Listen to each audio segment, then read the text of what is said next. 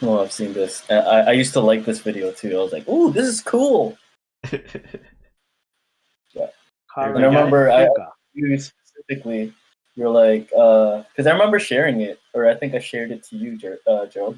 Yeah, and then that's true. like, yeah, I remember seeing this before. I don't think it was. Yeah, I don't. You're like, I don't think this is Igorot. I'm like, oh, but it's cool. Yeah, so again, the title Igorot Dance, dances of the Cordillera Mountains, Philippines traditional dance, Carasauga, 2017. That's a bit more recent than the last one. Canada. Yeah, I think this one's in Toronto actually. Oh, so it's everybody big has it. festival. Yeah, it's a Filipino festival. Like so. one of the it's a Filipino festival. Probably. Okay, and this is a dance. It's in Ontario. Yeah, it's like a Filipino festival in Ontario. Okay. Mm-hmm. All right. In Mississauga, Ontario. Mississauga. Yeah. The Mississauga. Ooh. I see the Ifugao. Ifugao.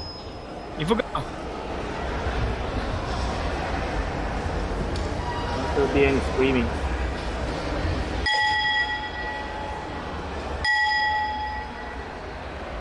No, we had singing bowl. Singing bowl.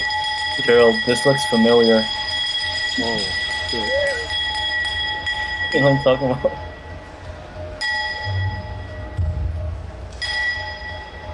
There goes that posing I was telling you about. Yeah, city of Mississauga. Did we ever have porcelain? Maybe that's a Ming vase. Have you ever used porcelain bowls?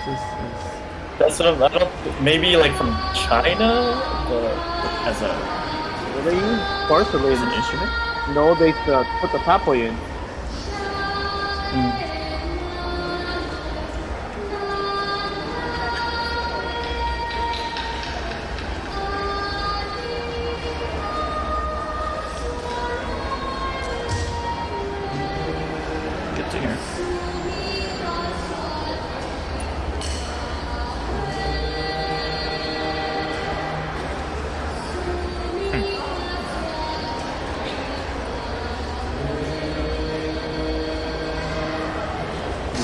Recognize the language. Really make it out, but the melody, sounds familiar.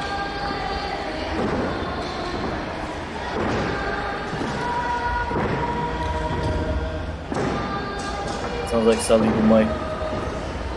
Yeah, like a typical Sally Gumay, but I can't understand. Oh, sorry.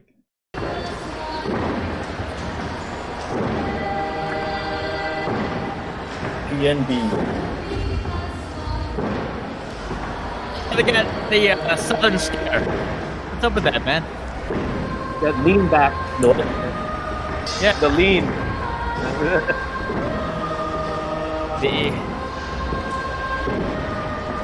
It's aesthetically pleasing.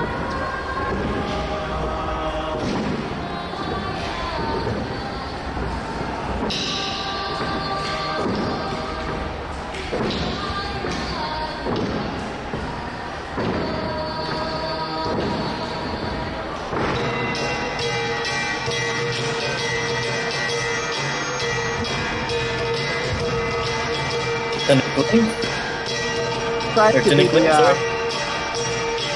don't know. But they're trying to do an Ifugao sounding beat, at least. It's recording.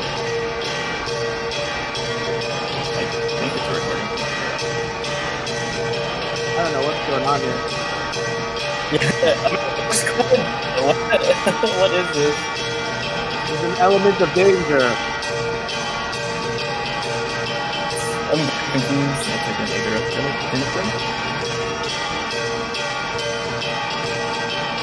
I don't know, man.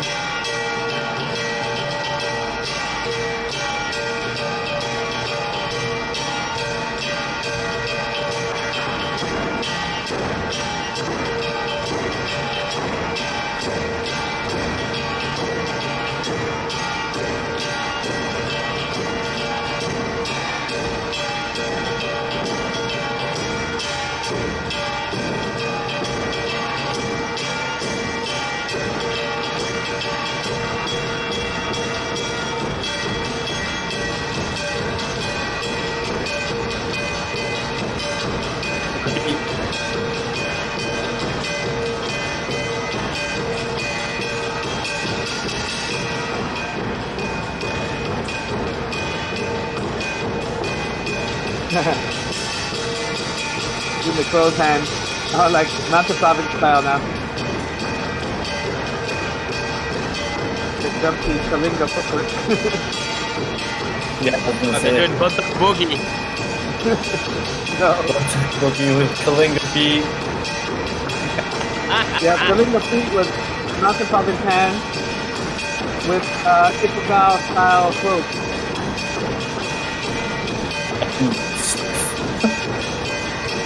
I don't know, man.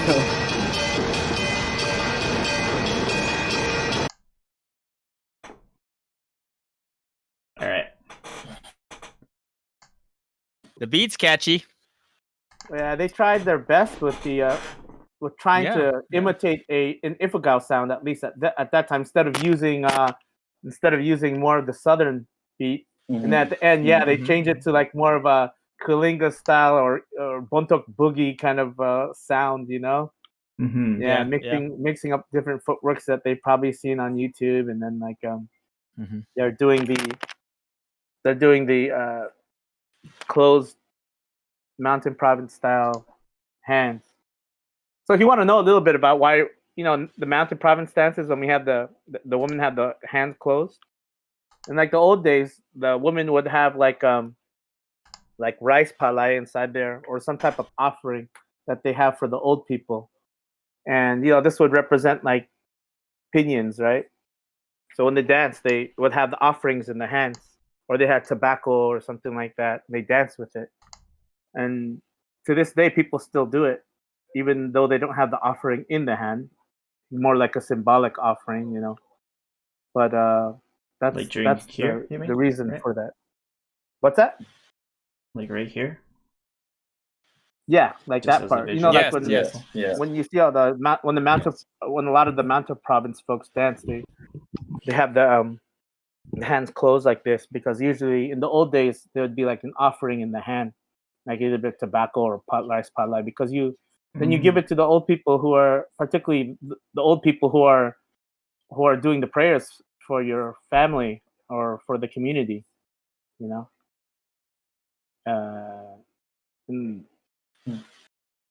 I noticed the footwork. Like, you saw that, the kind of jumpy Kalinga style. So the thing is, there are aspects of some of the dances around here that's just, it seems like they're quite mishmashed, and But all right. I mean, like, I guess, in terms of entertainment, I guess, like, for the stage, I guess, like, positioning and all that stuff, aesthetics. I guess all those things are needed. I guess, just depends on how you want to present it. If you want to present it more as some type of interpretive dance kind of thing, then yeah. But if you're trying to present it as this is authentic, or this is closer to a traditional kind of community dancing that we do, then definitely different. Yeah. But if you look at there, it says, it just labels it as Igorot Dance. So you think about it, it's kind of like just a bringing together, a mashup, a mash. It's a mashup, actually. So it's like what pop music does to all other genres of music. Well, that's the thing. We don't know how they introduced this, right? If they introduce this as a interpretive dance or whatever.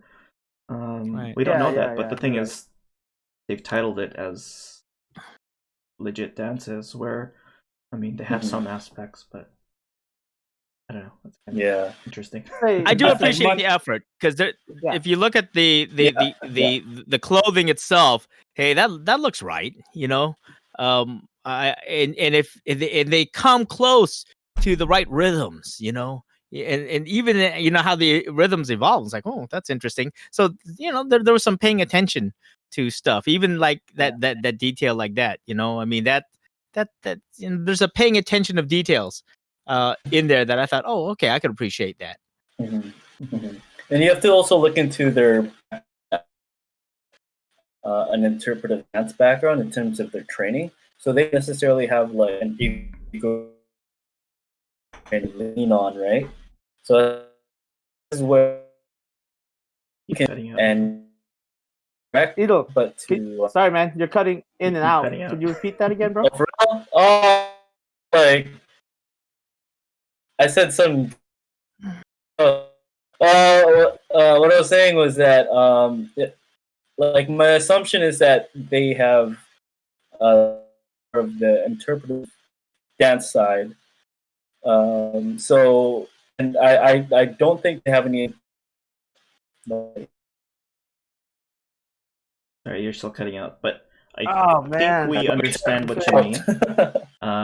Like I think they do, right? That, but yeah, the only thing is, yeah, we're all thinking the same thing. I think it just has to be clear that, you know, if it isn't a traditional representation or like a representation of traditional dances, they should be clear about that. I think that's all they need to do. And again, we don't know if they did or didn't. Now, to get at, if I'm not cutting in and out, is should they not do this? Should they stop doing these dances? Because I think in a few podcasts before, I've mentioned that one of my friends or one of our friends is part of like this Filipino cultural dance group, right? And like, should they stop doing Igorot cultural dances? Now we can like go on and communicate, or we can contact these people to not label them as Igorot traditional dances or Filipino traditional dances, because what we're seeing is interpretive dances, right? We can try to tell them to not do that, but should we tell them to stop doing these dances? Is the question. That's hard My to say. My personal feeling is, yeah. Go ahead. Sorry. Yeah, because if there's gonna be a message like that, like who's it gonna come from? Us? I mean, do we necessarily represent everybody in our culture? Like, it's gonna be hard to say who that should come from. I don't know. So sorry about that. Totally cut off mid conversation. I honestly don't know what where we stopped and what cut off for you guys. So just, I don't know. I think whatever points you had earlier, just please repeat them, because we should be working now. Okay. Edel, I think you had some. Brain fart now. Totally forgot what I was saying. But the. Oh, go ahead. And he's frozen now. The main is basically the last part I was saying was like, say if I were to make a dance video, and because I have no training in like breakdancing, if I labeled it as breakdancing, I would get called out. Now this is what we're basically doing now. We're kind of like calling out the dances that we are seeing that's wrong, but at the same time too, I think we all agree that the fact that they're showcasing this and they are labeling it as Igorot, because I do genuinely believe that even though some people have like very backward views on different cultures, there are people out there, especially the ones that are bringing out all these mediums where they do have an authentic interest in the culture. That's why they're showing it. It's just a matter of how their education on that particular culture is, right? So I think we all get frustrated about like, and we voice this when people in universities, they make all these like pan-Filipino, like what you're saying, Jay, pan-Filipino dances or cultural exhibitions, and it is frustrating to see that some of the aspects of it are wrong or misleading, but at the same time it's also kind of like a good thing. If we want to be more productive in the discourse, it's a good thing that they're showcasing it. That way more people will know it. And even Ryan mentioned like, yeah, this is where we like basically step up as a community, as a culture, as a people to not call them out necessarily, but to point out like what the truth is, but also for us to be in a good dialogue with these people is to to appreciate the fact that these things are out there. Because I mean, honestly, we can blame ourselves to a point where it's like the reason why they're being showcased is because we're not really stepping up, and that's why we're here. That's why we're talking. I did just get a message from my cousin who's watching us right now. He said it was cutting in and out, and actually the video stopped right after the second video. So all the commenting that we did right after the video, damn it, we missed out. Now, can you think back about what? So Ido had his point, which was really good. Can you guys think back about what we were talking about? Like in I don't remember. I think I can remember some parts, and we were saying like there were different aspects that were, at least you can see that they tried to become they wanted to show things that were a little bit closer to what they've seen in our dances. So we were talking about the hands, like like they were doing some of the closed hands like this. And in the old days, the reason for this in the mountain province, when the women dance like this and have their arms out, is that they used to have an offering here, like tobacco or rice palay, and they hold it in their hand and they dance with it. And then those are the offerings they're usually gonna give to the old people. And so, they had that feature in their dance, and maybe they don't know why we do it, but they're doing it. And so at least they're making a greater effort than some have done in the past. So yeah, this is like 10 times better than what I've seen before, even though, yes, there's an argument of like how we label it, like authentic or interpretive dance, right? But again, I think what we were talking about before we got cut, what we were talking about when we got cut off, is that at least this dance troupe is making steps towards trying to make it to add features that we actually do during our dances. And of course, the tapis was from Ifugao, and then in the beginning they tried to use a little bit of the Ifugao style gangsa a little bit, and then they moved into more of a kalinga. And then when they did the kalinga, actually they did start doing a little bit more of the jumpy steps that you'd see, although it's not quite the same, but you'd see more energetic jumpy steps when they switched the beat from a more kalinga style or even like bontok boogie kind of feel to it. So, and I think you're mentioning this, TJ, that again, that they're, at least this dance troupe is, they're making steps towards trying to make it look more Igorot. And then I don't know, maybe you could mention the whole pan Filipino thing. Sorry, Jay, go ahead. So one of the things that a lot of the dance troupes and college groups try to do is to try to help solidify or to put together like this pan Filipino identity. And part of it is a lot of people are in search of their roots, who they are, where they come from. Like first generations just always have like these questions that they ask, like where do you come from, and who are your parents, and they're always trying to relate. But if you're born here in outside of Philippines, some of those questions don't come natural to you. And so developing that identity, these dance troupes actually do have a value in terms of like trying to put together like a wide swath of our culture into something that builds up our ethnic identity consciousness. But I mean, if you're saying, yeah, this stuff is authentic, yeah, maybe not. I really do appreciate like the dance troupe, and at least this particular dance troupe, and their quest to try to get like authentic clothing, come close to the musicianship that we have. I mean, those things are even some of the details, like the hand gesture details, that I appreciate a lot. But I don't know if you could quite call it authentic adaptation. Yeah, you could definitely call it an adaptation.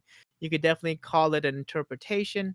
You could definitely call it like something of a mashup, put together, of the dances. But yeah, authentic, no, probably not. But I do appreciate it. I do appreciate what its purpose is, because essentially it's trying to help people build up their identity, their sense of who they are, and how Mhm. these individuals who are participating, how they share that with their own children.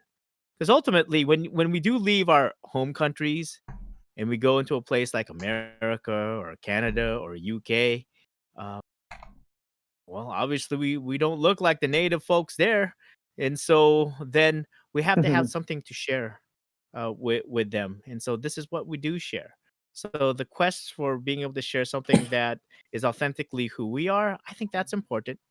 But I still do appreciate what the efforts of what these guys are trying to do. They're trying to build a sense of pride, a sense of belonging, a sense of purpose and identity, in a place where generally you feel like you might be a foreign stranger. So what do you have to contribute to that place?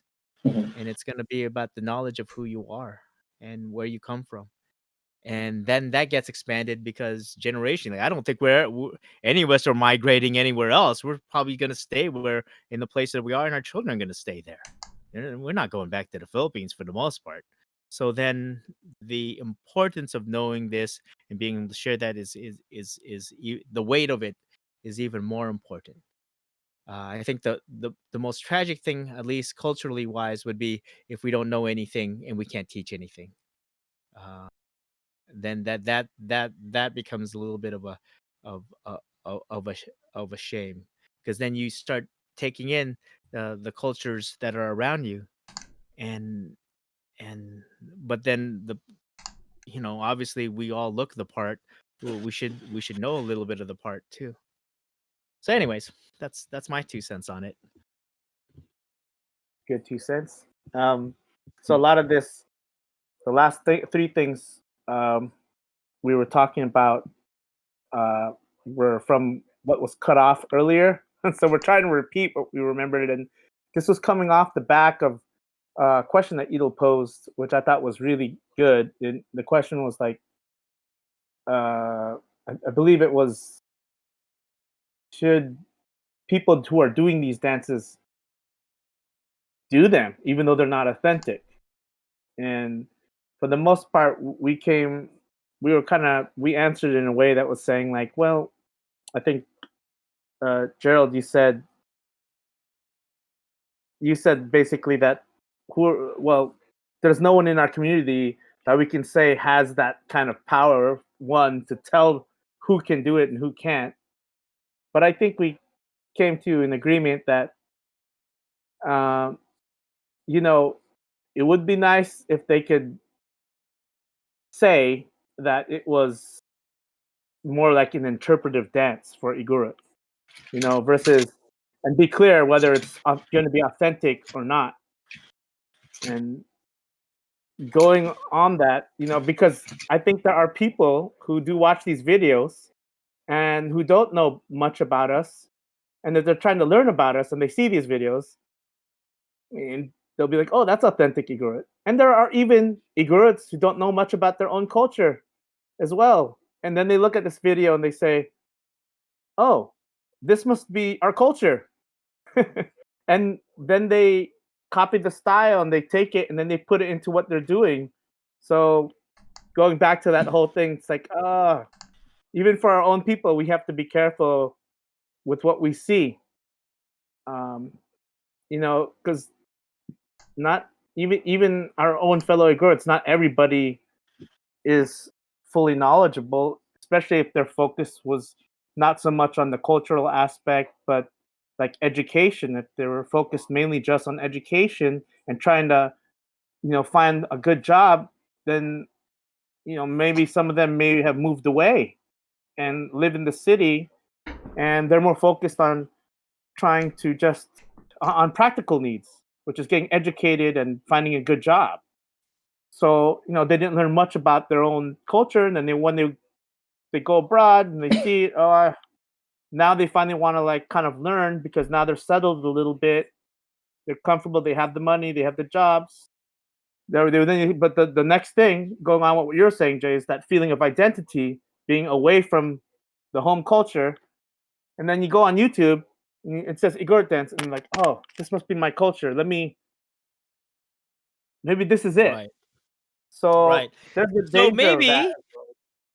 maybe I mean, and I think this is our responsibility. We got to put up content that would be useful for people, and source it from. Hey, I mean, look, we're not the absolute authority. There's a lot of knowledge and wisdom and variation that's out there, but I think that part of our maybe responsibility to the global community is developing, kind of content that can create dialogues, and that could create a certain kind of discourse in terms of um that we've already understand about our culture.